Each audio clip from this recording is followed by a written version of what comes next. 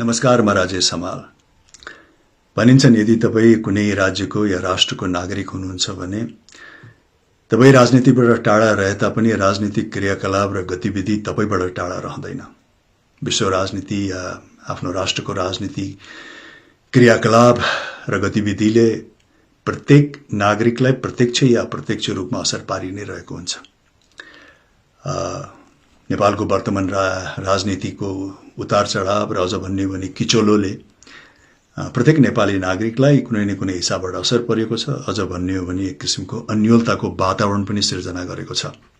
र त्यति मात्रै नभएर अहिले जुन जल्दो बल्दो विषय छ मिलेनियम च्यालेन्ज कोर्पोरेसन अन्तर्गत जुन संयुक्त राज्य अमेरिकाको सहयोग नेपाल भित्रिँदैछ, त्यसलाई लिएर नेपाली नागरिक जनस्तरमा धेरै संवेदनशीलता प्रकट मात्रै गर्ने होइन, एक किसिमको आक्रोशको आवाज, विद्रोहको आवाज र विद्रोहमा उत्रिनु भइरहेको छ।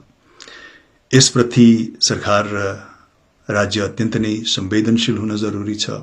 सम्बन्धित निकाय मिलेनियम च्यालेन्ज कोर्पोरेसन जुन संयुक्त राज्य अमेरिकाले भित्र्याउँदैछ सहयोग, संयुक्त राज्य अमेरिका पनि नेपालीको भावना र उहाँहरूको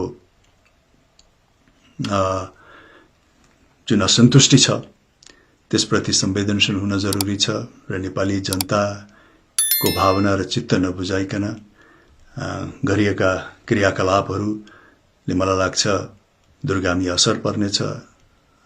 एक किसिमको चाहिँ नि प्रतिउत्पादक पनि हुनेछ। हुन त हरेक राज्यको आफ्नो एउटा आन्तरिक नीति हुन्छ, परराष्ट्र नीति हुन्छ, ग्लोबल पोलिसी पनि हुन्छ। त्यो सबै राष्ट्रको छ र नेपालको पनि छ। नेपालको विशेषता के हो भने नेपालको परराष्ट्र नीति चाहे जो विगतमा होस्, इभन वर्तमानमा किन नहोस्, एउटा परराष्ट्र नीति चाहिँ नि संलग्न नीतिमा आधारित, पञ्चशीलमा आधारित, सबै राष्ट्रहरूसँग मैत्रीपूर्ण वातावरण सिर्जना गर्ने, सौहार्दपूर्ण दौत्य सम्बन्ध कायम गर्ने नै रहँदै आइरहेको छ, चाहे त्यो विगतमा होस् या वर्तमानमा होस्।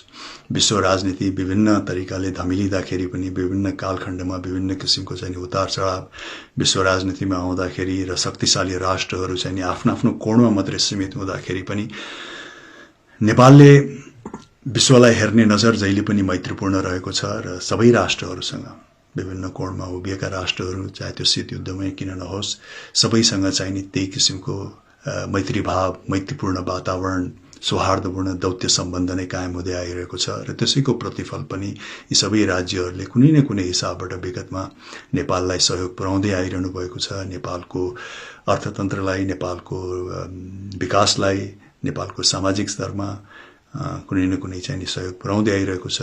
त्यसप्रति नेपाल र नेपालीहरू जहिले पनि कृतज्ञ पनि छन् र त्यही किसिमको मैत्रीपूर्ण वातावरण रहिरहोस् भन्ने नेपालको पनि इच्छा हो, नेपालीहरूको पनि इच्छा हो। तर अहिले मिलेनियम च्यालेन्ज कोर्पोरेसन अन्तर्गत जुन सहयोग आउँदैछ, तर अहिले यो बदलिएको विश्व राजनीतिको जुन परिवेशमा आइरहेको छ त्यसप्रति चाहिँ नेपाली जनसमुदायहरूको असन्तुष्टि छ। मैले अघि भनेको जस्तो बहुसंख्यक नेपाली जनसमुदायहरूले चाहिँ नि आफ्नो सार्वभौम सत्ता र आफ्नो स्वतन्त्रतामाथि प्रत्यक्ष हस्तक्षेप भएको महसुस गर्नुभएको छ, जो स्वाभाविक पनि हो। सबै राष्ट्रको नागरिकको लागि आफ्नो सार्वभौम सत्ता, आफ्नो स्वतन्त्रता र आफ्नो राष्ट्रपतिको आफ्नो अधिकार, आफ्नो हक कायम रहोस् भन्ने सबैको इच्छा हुन्छ। यस मानेमा हरेक राष्ट्रले अहिलेको नेपालीको जुन मर्म छ, जुन भावना छ, त्यसलाई प्रत्येक राष्ट्रको नागरिकहरूले बुझ्नु पनि हुन्छ, आइडेन्टिफाई पनि गर्नुहुन्छ। संयुक्त राज्य अमेरिकाका नागरिकहरूले पनि आइडेन्टिफाई गर्नुहुन्छ। जब नेपालीलाई चाहिँ नि आफ्नो सार्वभौम सत्ता, आफ्नो स्वतन्त्रता सबैभन्दा महत्त्वपूर्ण लाग्छ र त्यही किसिमको भावना चाहिँ नि उहाँहरूले प्रकट गर्नुहुन्छ भने त्यो कुनै नौलो र असाधारण नागरिकको क्रियाकलाप होइन। त्यो प्रत्येक राष्ट्रको नागरिकले चाहिँ नि बुझ्छ। संयुक्त राज्य अमेरिकाले पनि यसलाई मलाई लाग्छ कि आइडेन्टिफाई गर्नुहुन्छ, बुझ्नुहुन्छ। त्यस मानेमा यो जुन असन्तुष्टि छ नेपाली नागरिकको लागि यो अहिलेको सम्झौतालाई लिएर, एमसीसीको सम्झौतालाई लिएर, त्यसमा स्पष्टता गराइदिने, पारदर्शिता गराइदिने र हरेक बुद्धवान नेपाली जनसमुदायहरूलाई चित्त बुझ्दो वातावरण सिर्जना गरिदिने चाहिने संयुक्त राज्य अमेरिकाको र नेपाल सरकारको उत्तरदायित्व बन्छ। किनकि राष्ट्रको नागरिकको भावना, बहुसंख्यक नागरिकको भावना विपरीत, उहाँहरूको चाहना विपरीत यदि कुनै क्रियाकलाप गरिन्छ भने यसको दूरगामी असर पनि पर्न सक्छ र त्यो प्रति उत्पादक पनि हुन्छ। र आजको घडीमा चाहिँ विश्व राजनीतिको समीकरण केही बदलिएको छ, वातावरण बदलिएको छ, शक्तिशाली राष्ट्रहरूका भूमिकाहरू परिवर्तन भएको छ।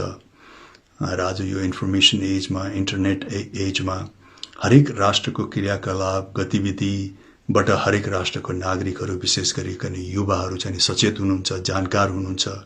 उहाँहरूबाट कुनै पनि कुरा लुकेको हुँदैन। हरेक राष्ट्रले आफूलाई कसरी सञ्चालन गरिरहेको छ, विश्वमा उसले आफ्नो भूमिका कसरी प्रकट गरिरहेको छ, उसको ग्लोबल पोलिसी कस्तो हिसाबले चाहिँ उसले सञ्चालन गरिरहेको छ भन्नेमा चाहिँ नि हरेक राष्ट्रको विशेष गरिकन युवा जनसमुदायहरू चाहिँ नि स्पष्ट हुनुहुन्छ, सचेत हुनुहुन्छ, जानकार हुनुहुन्छ आजको यो इन्फर्मेसन एजमा, इन्टरनेट एजमा।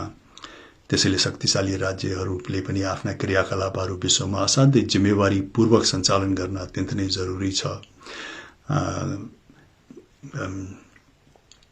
कुन किसिमको चाहिँ नि छवि उहाँहरूले चाहिँ नि विश्वमा राख्नु भएको छ भन्ने प्रति पनि उहाँ अत्यन्त नै संवेदनशील हुनुपर्छ। किनकि उहाँहरूले कायम गरेको छविले नै अन्य अरू राज्यका नागरिकहरूले उहाँहरूको मूल्याङ्कन गर्ने हो। पछिल्लो 20-25-30 वर्षमा जुन अमेरिकाको गतिविधि र क्रियाकलाप भएको छ त्यसप्रति प्रत्येक राष्ट्रका नागरिकहरू, युवाहरू जानकार हुनुहुन्छ। चाहे त्यो अमेरिकाको अफगानिस्तानमा भएको भूमिका किन नहोस्, 20 वर्षको उपस्थिति र $2 ट्रिलियन को चाहिँ खर्च बापत भएको जुन परिणाम छ त्यसलाई पनि सबैले निहालिरहनु भएको छ। र अन्य राष्ट्रमा पनि जुन क्रियाकलाप भएको छ त्यसलाई पनि नजिकबाट निहालिरहनु भएको छ।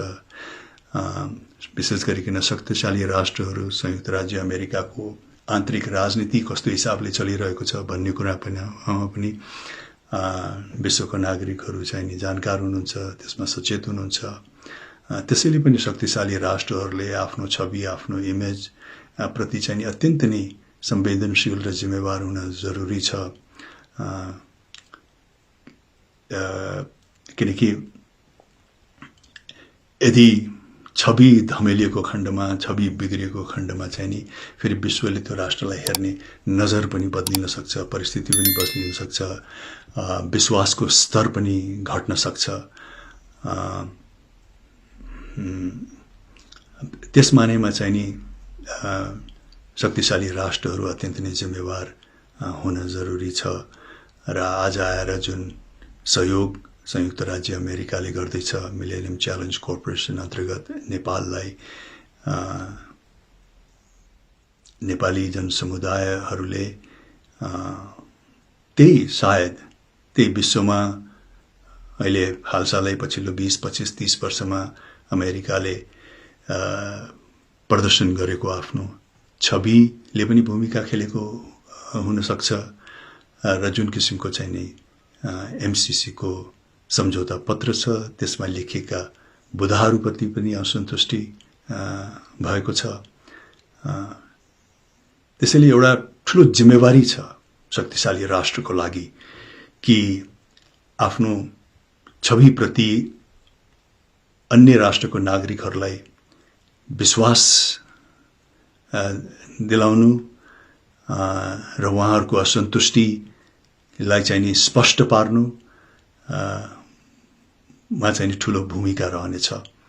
र यो भूमिका निर्वाह गर्न संयुक्त राज्य अमेरिका तयार रहनुपर्छ।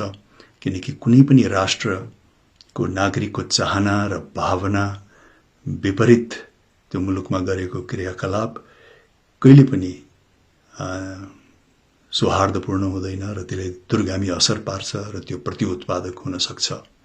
त्यसैले यो मिलेनियम च्यालेन्ज कर्पोरेसन लाई लिएर नेपाल सरकार र संयुक्त राज्य अमेरिका नेपाली जनसमुदायको भावना र उहाँहरूको असन्तुष्टिप्रति चाहिँ नि उहाँहरूले स्पष्ट रूपमा स्पष्ट्याउन र प्रत्येक नेपाली नागरिकको चाहिँ चित्त बुझाउन अत्यन्त नै आवश्यक र जरुरी देखिन्छ। Thank you.